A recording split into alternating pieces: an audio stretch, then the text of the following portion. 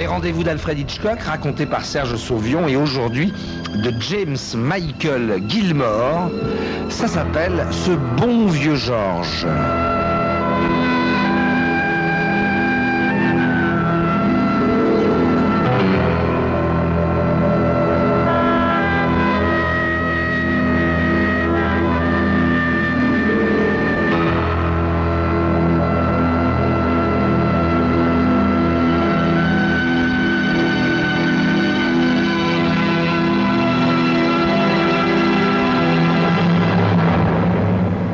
À l'exception plutôt rare du psychopathe qui tue par plaisir et du professionnel qui tue pour de l'argent, les assassins ne sont pas les monstres que fait d'eux une tendance générale à l'exagération. La plupart d'entre eux sont des gens normaux, souvent d'un commerce agréable. Bref, des gens comme vous et moi qui ne feraient pas de mal à une mouche et dont la journée serait sérieusement compromise s'il leur arrivait, par malheur, d'écraser un chien au volant de leur voiture. Tenez, prenons par exemple le cas de George Winard, ce bon vieux George, comme l'appelaient ses amis, avant d'apprendre qu'il avait tué Ray Barber d'un coup de revolver. George est tout ce que vous vous attendez à trouver dans le genre bon vieux George. La quarantaine de due, le teint fleuri du bon vivant et le commerce agréable de l'ami qu'on a plaisir à retrouver en fin de semaine. Bon vivant sans être viveur, il est rigoureusement fidèle à Russ, son épouse charmante, mais un rien volage. Certes, il ne se prive pas pour autant de batifoler avec l'une ou l'autre secrétaire, voire de décocher une œillade dégrillarde à une serveuse, mais ça s'arrête là. Indéniablement, ses trois fils ont un excellent père et son patron, l'intransigeant M. Grims, un employé sur qui compter, car, peu avare de son énergie, ce bon Georges abat 2 fois plus de travail que quiconque de l'agence immobilière où il occupe le poste de chef du personnel.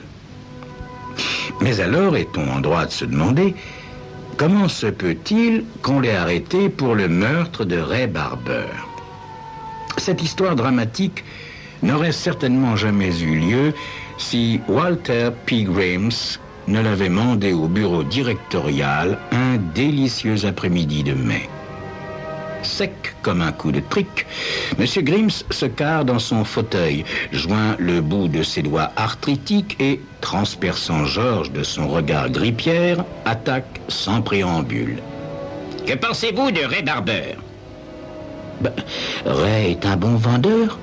fait Georges de derrière son sourire numéro 1.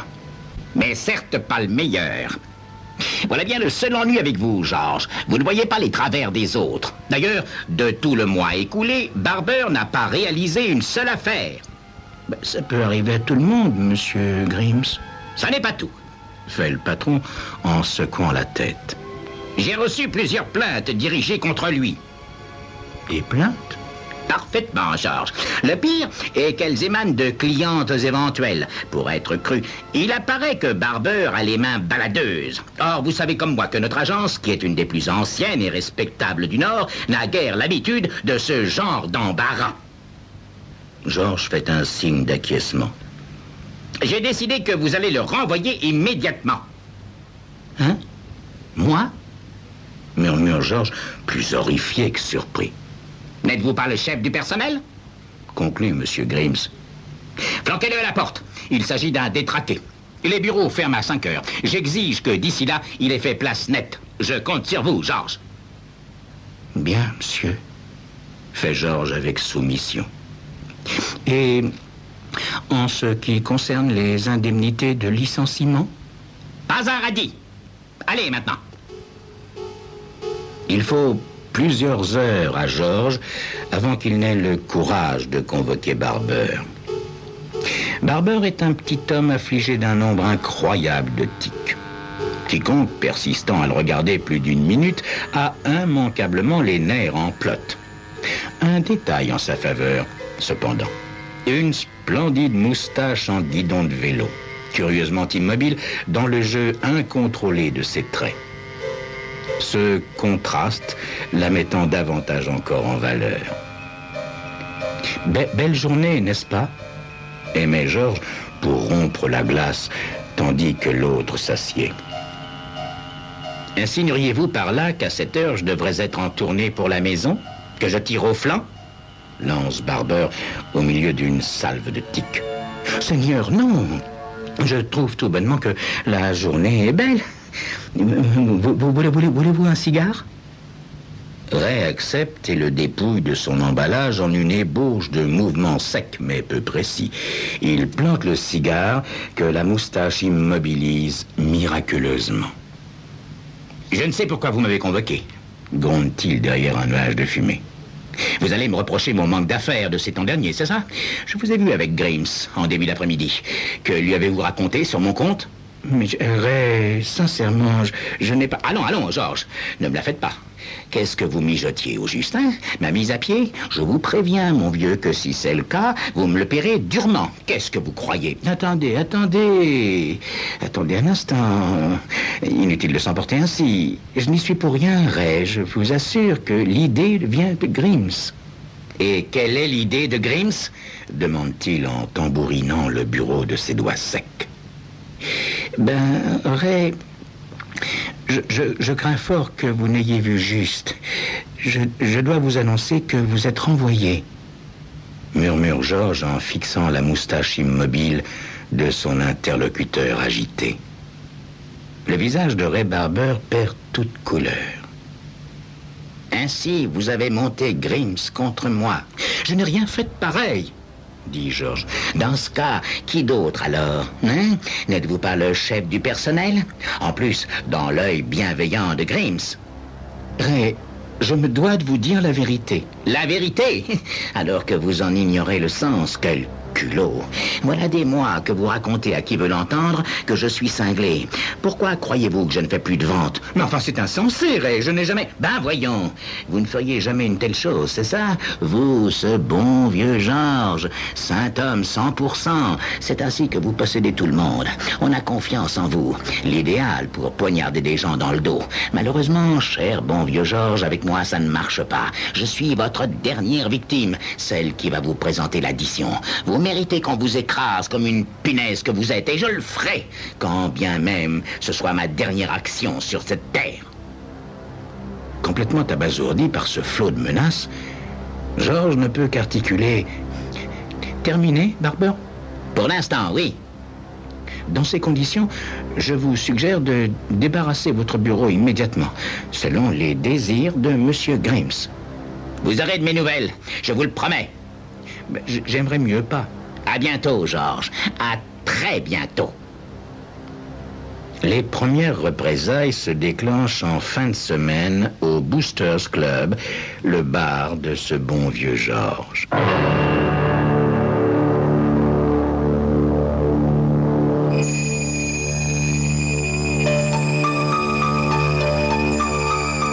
Faut-il prendre les menaces de Ray Barber au sérieux? Sans doute. Car elles se conclurent dans un bain de sang, comme vous allez le voir dans quelques instants.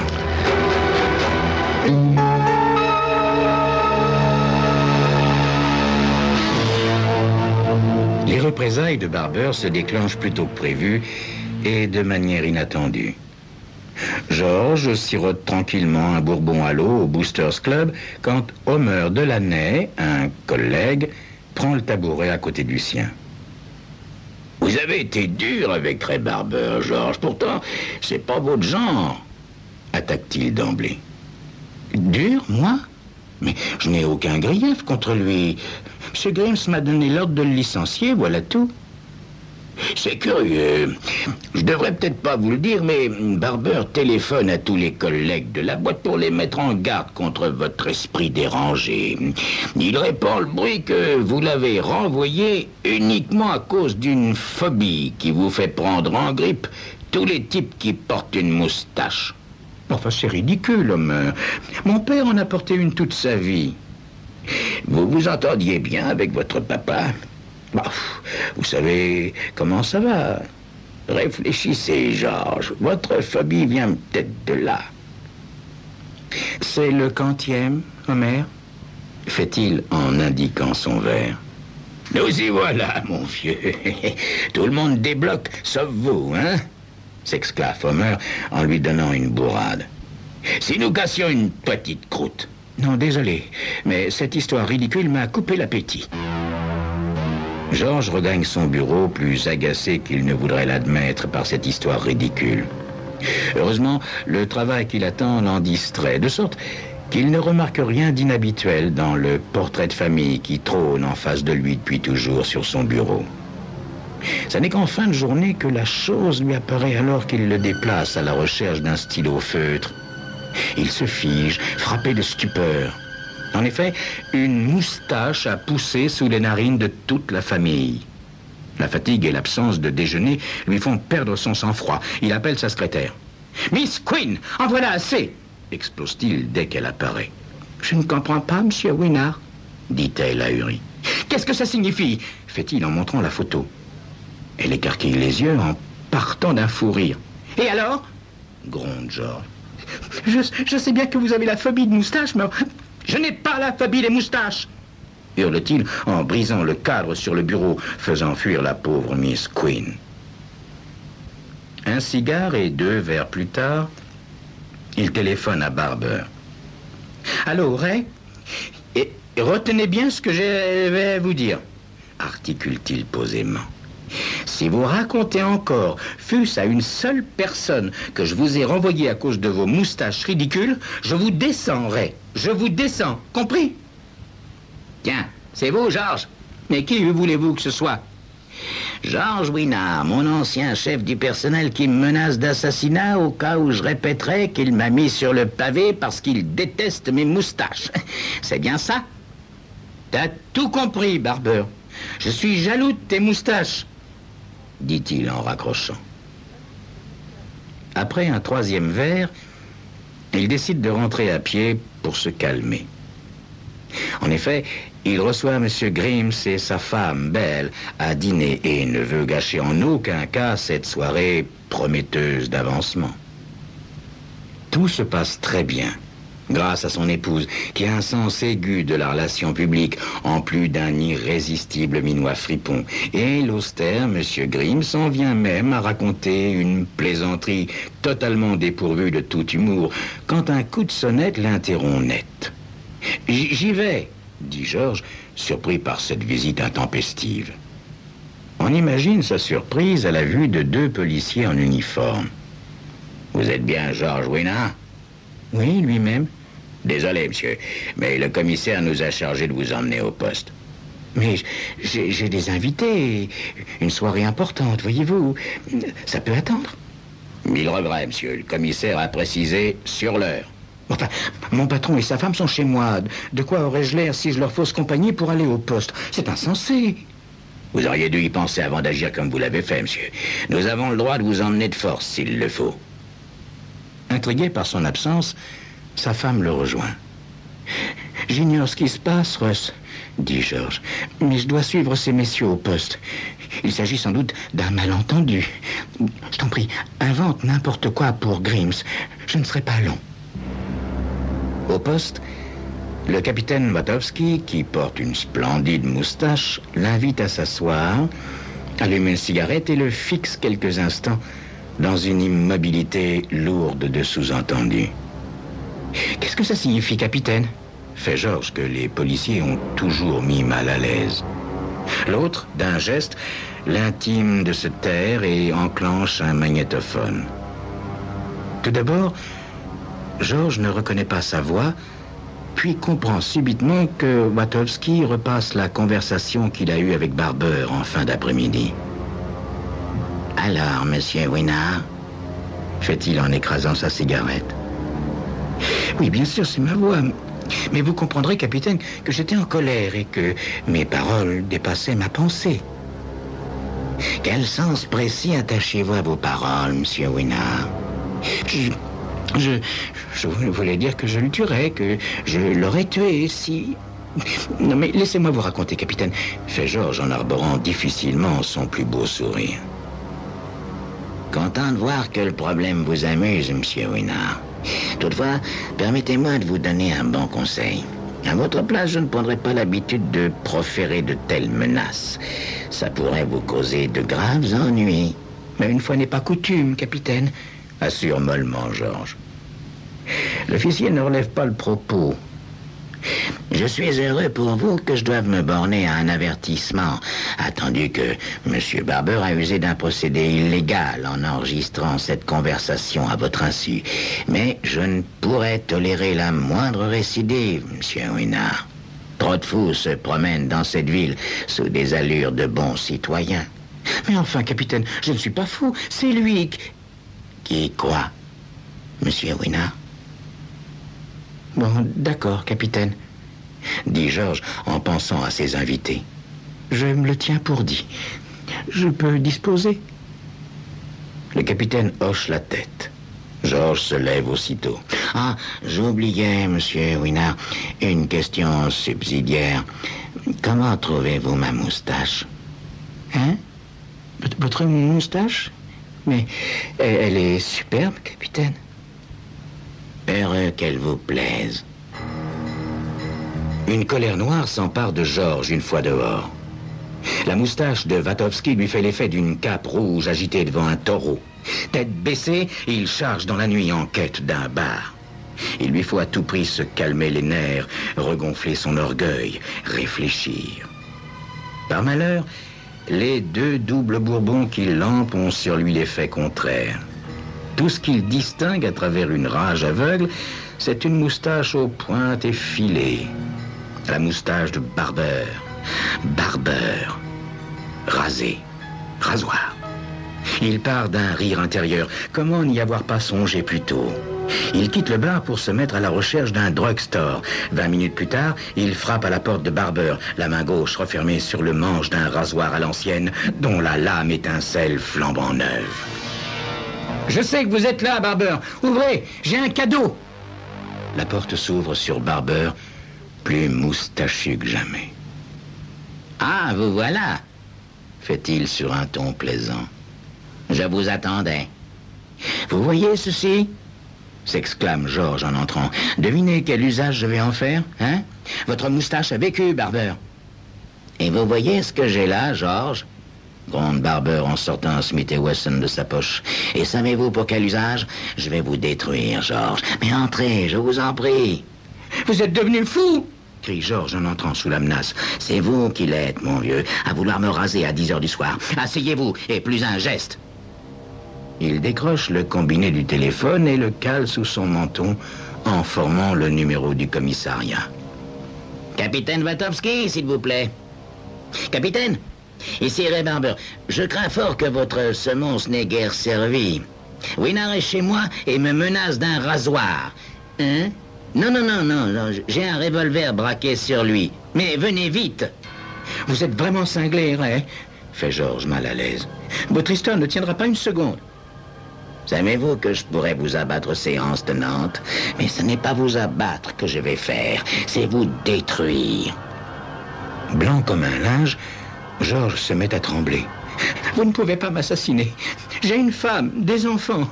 Ressaisissez-vous, Ray. Tenez, je parlerai à Grims. Il est justement chez moi. Je ferai n'importe quoi, mais je vous en supplie. Ne tirez pas, s'il vous plaît. Un rire convulsif secoue Barber, tandis qu'une sirène de police hurle de plus en plus proche. Rassurez-vous, Georges, je me contenterai de vous détruire. Une série de crispations lui déforme les traits. Il retourne l'arme contre son ventre et appuie sur la détente. Atteint à l'estomac, il pousse un long râle, puis lentement, péniblement, tend son arme à Georges, agenouillé près de lui. Georges avance instinctivement la main, qui se referme sur la crosse. Vous abattre d'un coup de revolver aurait été trop doux. Croasse Ray dans un borborigme avant de tomber inerte. Il ne reste plus qu'une chose à faire à Georges. C'est ainsi que la police le trouve en train de raser complètement la moustache du moribond. Naturellement, il a été inculpé de meurtre. Naturellement, il aurait été reconnu coupable s'il n'avait pas été considéré comme fou. Tout le monde était au courant. Vous savez, sa phobie des moustaches.